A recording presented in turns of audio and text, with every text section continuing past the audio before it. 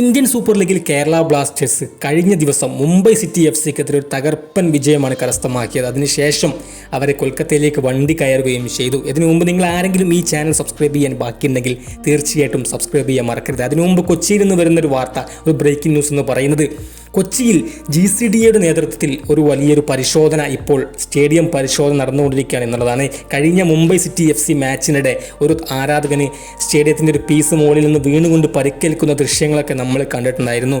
ഏതായാലും GCDAയുടെ നേതൃത്വത്തിൽ ചെക്കിംഗ് ആരംഭിച്ചിരിക്കുകയാണ് സ്റ്റേഡിയത്തിൽ.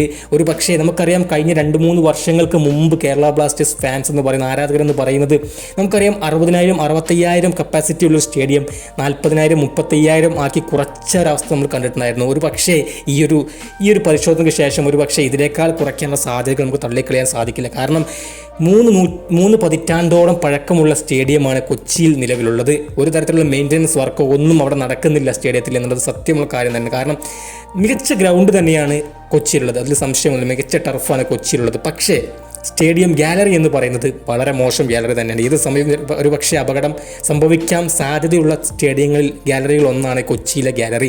അതുകൊണ്ട് അവിടെ മെയിൻ്റനൻസ് വർക്കുകൾ നടത്തേണ്ടത് അത്യാവശ്യമുള്ള കാര്യം തന്നെയാണ്. അതുകൊണ്ട് തന്നെ പരിശോധന ആരംഭിച്ചിരിക്കുകയാണ് എന്നാണ് നമുക്ക് അറിയാൻ സാധിക്കുന്ന വിവരം.